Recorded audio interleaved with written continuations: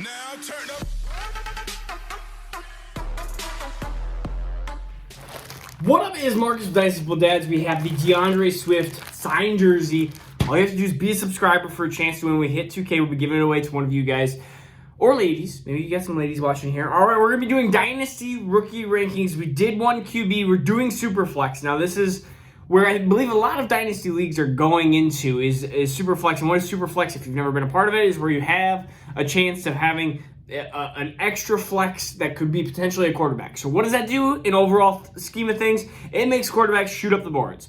I mean, you're talking about the first 2 rounds of usually a startup. You're probably talking about half quarterback. So the first 24 picks, you're probably talking about 12 quarterbacks being taken off the board. So you're seeing, even like last year, probably the first 3 picks were quarterbacks. We're talking about, of course, Trevor Lawrence, Lance Fields, and even Wilson was up there into the 4 to 5 to 6 range. Like, quarterbacks are in desperate need. You want these quarterbacks because they have a 5, 10, 15-year shelf life. I mean, you have two good ones, you really can be competitive in almost every single year, and you just need to kind of filter in your running backs and wide receivers. And to trade for quarterbacks is very, very hard to do as well. So we're going to go into one QB league here. And I'm having a really hard time with the 101. And it's not because usually this is like, all right, well, which quarterback is going to be drafted and which quarterback has the highest potential. But in this case, it is between the running back or wide receiver that I like the most. And I'm still going to lean towards it. Again, we have a couple months till the NFL draft. And really, the combine is going to make a huge difference to see what, like, for running backs especially, what is number 101 is going to be Breece Hall. What is his speed? What is his combine measurements? What is his 3-cone? Like, what are some things that we want to see? He's 6'1", 215 pounds. He's, again, 20 years old, going to be 21 years old. He has some top-end speed issues, I think, and that is why I think we want to see what the combine holds. But he has a big target share, a huge dominator rating. Breece Hall is the 101 in my opinion. He's the best running back in this draft class, but it's not by like a wide margin.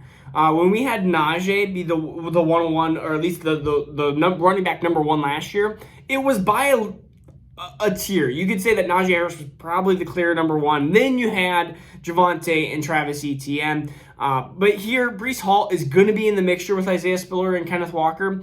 And a lot of things could change. I could see in April, the end of April, I could see either one of these 3 running backs being the number 1 running back overall taken.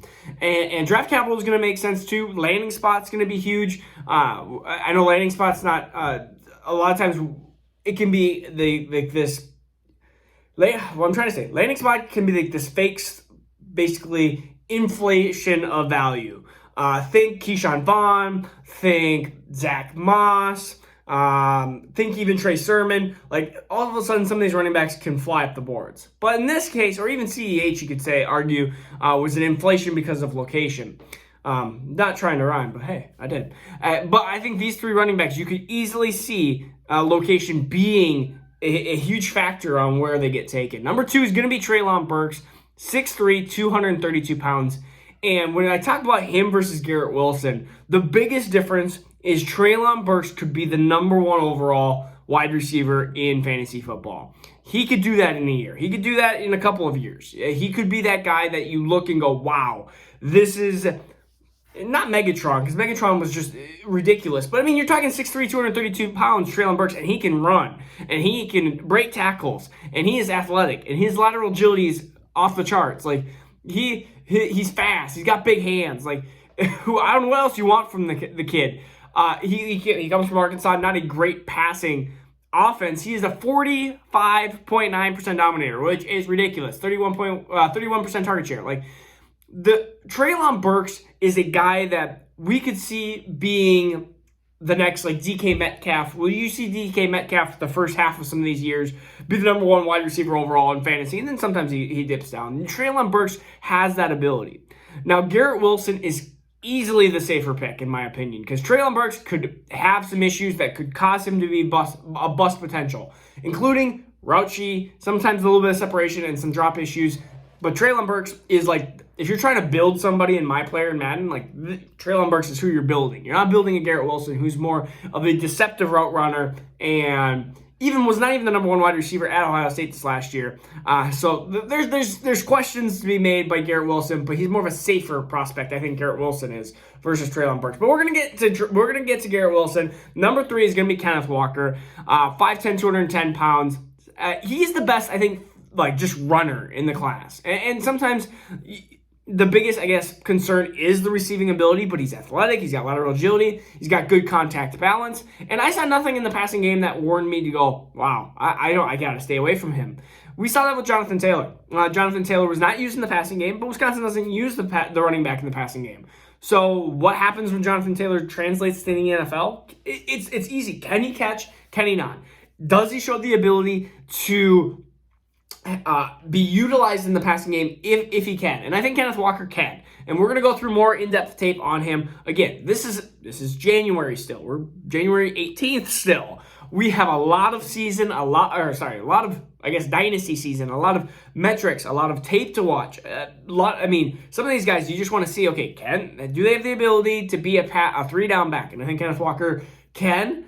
But that's why he's here at 3. I mean, him and Breece Hall are super close together. And number 4, which is Isaiah Spiller, 6'1", 225 pounds. Again, his pass pro, his pass catching ability. Again, poor things that we were trying to think, but he is more the physical. He has good vision. I think he's like a lesser Javonte Williams. Javonte Williams, I think, is better in the passing game, and you saw that with Javonte. Javonte can actually run good routes at North Carolina. Isaiah Spiller, I think, struggles with that, so I think he's a lesser version of Javonte when it comes to those regards, and that's why I like Javonte. If you put Travis Etienne in this mixture, I have a hard time. Travis Etienne would be probably into this category, and so if you're trying to trade for Travis Etienne or buy Travis Etienne would be like a top 4. So let's go through that just briefly. Kind of sidebar: Travis Etienne, Devontae Smith, which are 2 prospects I think that are actually able to be bought right now, would be top 6-ish picks in this draft easily. Again, I think Devontae Smith arguably could be right around where Garrett Wilson is, because I think they are very not similar prospects, but I think Devontae Smith's stuck in Philadelphia, unfortunately, but I think like Devontae Smith is in that category of talent with Treylon Burks and Garrett Wilson. Travis Etienne arguably could be the best running back if he was put in this class, but you just have the injury history, and he's stuck as a Jaguar, which it's okay. I mean, but James Robinson got hurt if James Robinson didn't get hurt, then we'd have an issue. But James Robinson got hurt, so I guess that's where we at. So I just want to kind of say, hey, if you can buy Devontae Smith or Travis Etienne on the low, I would definitely easily buy them because they would definitely be higher prospects in this class. Where am I at? 5. Garrett Wilson. Let's talk about Garrett Wilson. 6 feet tall, 188 pounds. He is a guy that him and Chris Olave kind of went back and forth. They're about a month in age apart, which is actually kind of surprising, even though they're a class apart. But Garrett Wilson shows the Terry McLaurin Ohio State smartness when it comes to route running. He is just amazing at setting up a defender. So far, of what I've seen in tape, of when you have a guy inside, shading inside, which means, hey, I have a safety maybe on the outside, it's easier. I'm gonna shade outside. I have my safety inside. I have safety inside help, maybe an outside linebacker outside, playing like cover 2. And so that guy, I am not going to let him outside. And Garrett Wilson is really good at setting up a guy going, no, I'm going inside. Just kidding. I'm going to go outside. And you see this with route runners like Terry McLaurin, Justin Jefferson. Even Jamar Chase has done that well at times in Cincinnati. And so you're seeing these players, if you are open, Deontay Johnson, another one. If you are open, separation is one of my favorite basically attributes for a wide receiver, which makes it hard for me to not put him at number 1 just because of his separation. And if you're open, quarterbacks are going to find you. That's just as simple as that. You may be an athletic freak. You may be 6'5" and 210 pounds, which we'll get to, which looks incredible. But if you are not open, they will not throw you the ball as much. And so being open, being available is the best availability, and your quarterback's best friend. If you're a quarterback and you see a guy that's constantly open by 1.5 yards, 2 yards separation, you're going to keep throwing it to him. So Garrett Wilson, I think, is going to be a really good prospect at the next level. He does have some issues with the pass blocking and run blocking, but yeah, we'll get to it. Yeah, whatever. Number 6, Drake London, and we just talked about 6'5", 210 pounds. Drake London, 88 catches, 1,084 yards, and 7 touchdowns at USC, and he actually had good seasons when he was 18 years old, competing with Amon-Ra St. Brown and competing with Michael Pittman. Same kind of school of thought. He's probably the best wide receiver of the 3 to come out. And you saw what Amon-Ra St. Brown has done, and you saw what Michael Pittman has done in periods of time in their career so far in the NFL level. Drake London is 6'5", 210 pounds. He's a different breed. He's also had stats that Amon-Ra St. Brown and Michael Pittman have not seen at a per-game basis. And so Drake London is the huge contested catch. The Michael Evans, I don't know why I said Michael Evans. I don't know if anybody's ever called him Michael Evans. Whatever. Mike Evans. Michael Evans now. I'm going to call him by his full name. I think his full name is Michael, probably. Mike Evans-ish type of receiver. And so we got to see where Jake London goes, but he's been my wide receiver 3. Even before the Jameis Williams injury, the ACL injury, Jameis Williams was behind Drake London because Drake London, again, has done things at UFC analytically and even video-wise, or just watching tape-wise, that you don't see from a lot of wide receivers. And you look at the success that Pittman's been decent. Amon-Ra St. Brown has shown great at the end of maybe the situation is what it is at Detroit, but you can see what he's done with open time. And Drake London is the best receiver of the 3. I know that a lot of people loved Michael Pittman. I even liked Michael Pittman. I liked Amon-Ra St. Brown. I was disappointed he was drafted in the 4th round, but Drake London is a monster. So number 7.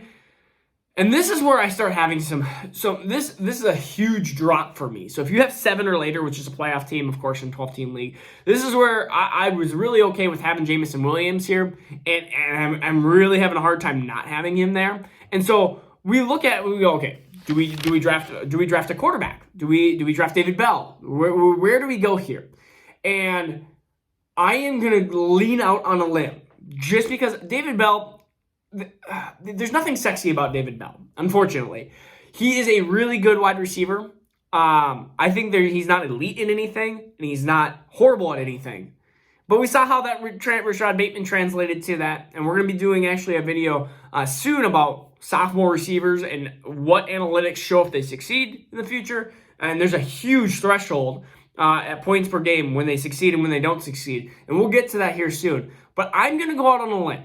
And I'm going to do number 7 as Malik Willis. It looks weird. I mean, yes, it definitely could change. I mean, if his draft capital, if he gets drafted in the 2nd round, which I think he's going to get drafted in the 1st round. I think a team is going to go, hey, I see Lamar and what Lamar did at Baltimore. And I'm not saying Malik Willis is Lamar. But hey, look at Tyler Huntley. If you have a rushing quarterback in fantasy, you will start him. Jalen Hurts, you will start him, especially in Superflex. You're going to start him. Can you name a running back quarterback that you wouldn't start? If you can run, this guy can run. He's ran for over 800 yards in college in a year. So you're talking about a guy, I'm trying to think, I don't even have the stats on Malik Willis. He's 6'1", 215 pounds. He's athletic. He's out of Liberty. He's a guy that is gifted, physically gifted with the legs. He is incredibly inconsistent. And he's a project quarterback. And you may not see him again in 2022, which concerns the heck out of me. But think Trey Lance. And if you get Trey Lance was probably a 102 last year in a better class. And if you can get a 107 Malik Willis, who is also dangerous with his legs in a weaker class, it could be a steal. It could be the steal of the draft. And right now, Malik Willis is where I'm having as my number 1 quarterback. And I think it's probably the biggest thing that has been different from any other analyst or any other dynasty expert so far. I haven't seen Malik Willis number 1. Comment if you've seen Malik Willis number 1.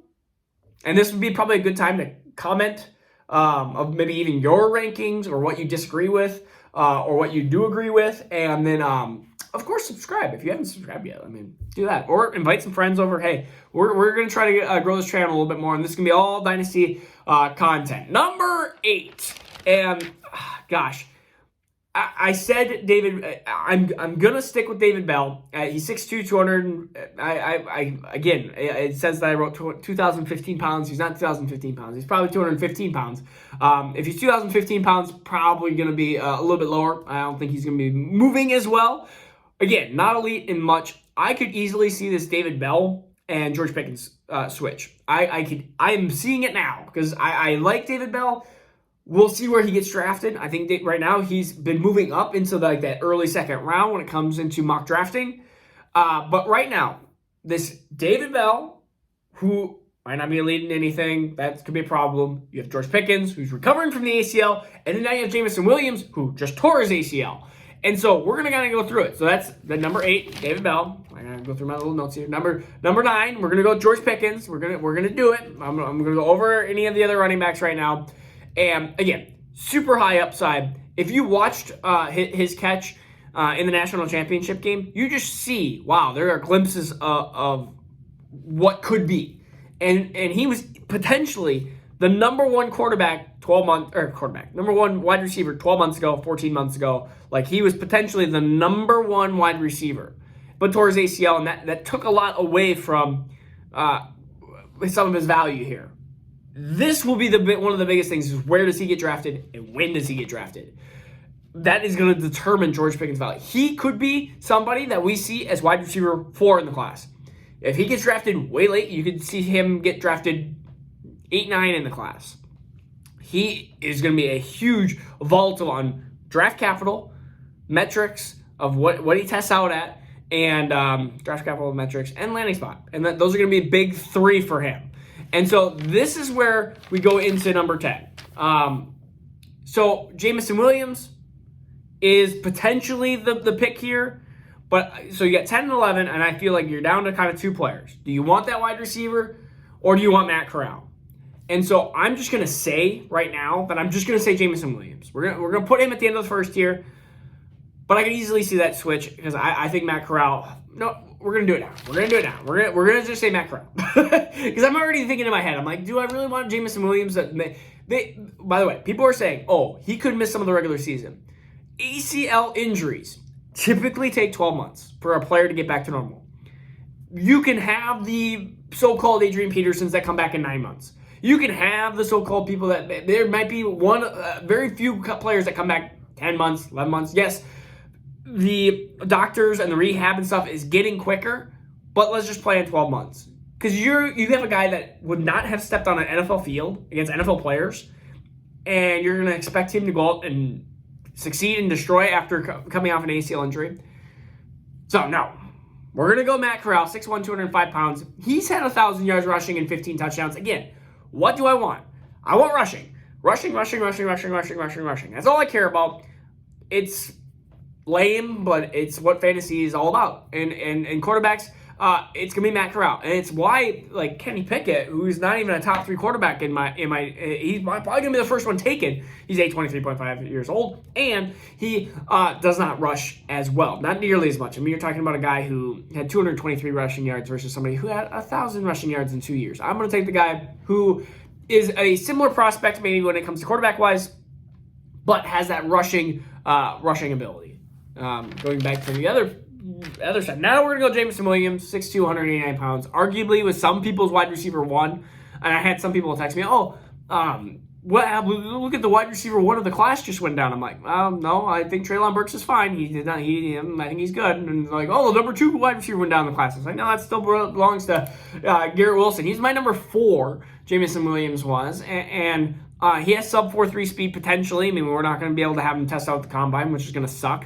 He had really one amazing season. He lacks some route running. He does you see that he does have that kind of Devontae Smith body type. He's super skinny, but he has a very quick twitch, mobility, and very fluid in the hips as well. And so Jameson Williams, who had over 1,500 yards and 15 touchdowns, will be the next pick. So now I believe we're at the last pick of the first round already. Gosh, last pick of the first round. And so who are we looking at? We got Desmond Ridder, we got Kenny Pickett, we got Wan'Dale Robinson, Jahan Dotson. At this point, we're at the end of Superflex. I'm going to take Wan'Dale Robinson. And it's just for the simple fact that he could be the next kind of Debo-ish. I hate that kind of that term, but he's versatile. He's explosive. We'll see where he fits in a NFL team. What team he kind of goes to. I would love to kind of see a Kansas City with him. That'd be kind of really cool.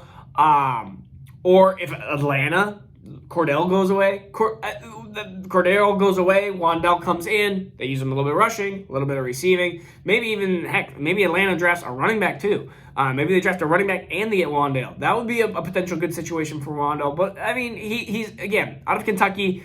I need to watch more tape on him. He is smaller. He does struggle against bigger cornerbacks that I've already seen. So there is already some concerns for Wandell Robinson. But again, this is super rare that we've only had really 2 quarterbacks and nothing was taken in the first half of the first round. I've already seen some mock drafts. I'll probably do some reaction to some mock drafts. Say, hey, this is what they are showing. This is where I disagree currently right now. But again, no one's right or wrong. I mean, so much has changed. I looked at my 2021 January rankings. Things moved around. I mean, you go, I am set in stone, and then the NFL draft happens, and you go, well, that changes everything. I mean, Brevin Jordan didn't get drafted until late, and you're like, well, that sucks. I liked Brevin Jordan. And then you get people even like Pat Freiermuth, and you're like, I really like him. I hope I can get him kind of sneaky a little bit later. And then all of a sudden you get drafted to Pittsburgh, and you're like, well, there goes that. Or Kyle Pitts, you're like, I like him. Is he going to be the unicorn? And then he gets drafted by Atlanta, and you're like, well, target share, yards. He's going to get a lot of them. All right, so subscribe if you haven't yet. That'll keep you up to date with every single time we post a video. Peace out. Take care. See you tomorrow. Now turn up.